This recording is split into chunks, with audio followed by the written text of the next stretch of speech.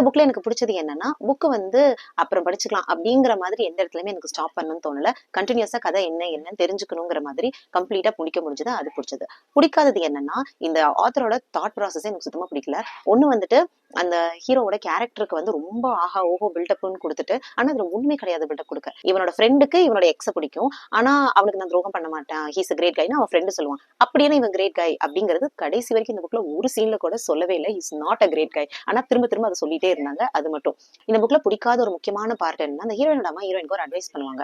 நீ வந்து அவனோட நல்ல சைட புரிஞ்சுக்கோ, அவன் எல்லாருமே பெர்ஃபெக்டா இருக்க மாட்டாங்கன்னு சொல்லும்போது அது வரைக்கும் அது ஓகேயா இருந்தது. ஆனா நீங்க எல்லாம் கெரியர் முக்கியம் கெரியர் முக்கியம்னு சொல்லிட்டு உங்களோட மெயினான ஒர்க் வந்து நீங்க மறக்கறீங்க. நீங்க வந்து கல்யாணம் பண்ணிக்கணும், அந்த ஹஸ்பண்ட பாத்துக்கணும், நீங்க வீட்டை ரன் பண்ணணும், அவர் போய் வெளியே சம்பாதிச்சுட்டு வருவாரு, இதுதான் ஒரு பொண்ணுக்கு முக்கியம் அப்படின்னு சொல்லும்போது ஹீரோயின் சொல்லுவா, எல்லாரும் பினான்சியலா வீட்டை ஹெல்ப் பண்றதுக்காக தான் நிறைய பொண்ணுங்க வேலைக்கு போறாங்க அப்படின்னு ஹீரோயின் சொல்லும்போது, அதுக்கு அவங்க அம்மா திருப்பி என்ன சொல்லுவாங்கன்னா, லிப்ஸ்டிக் வாங்குறதுக்கும் ஹேண்ட்பேக் வாங்குறதுக்கும் தான் நீங்க எல்லாரும் வேலைக்கு போறீங்க, மத்தபடி வேற ஒண்ணும் கிடையாதுன்னு சொல்லுவாங்க.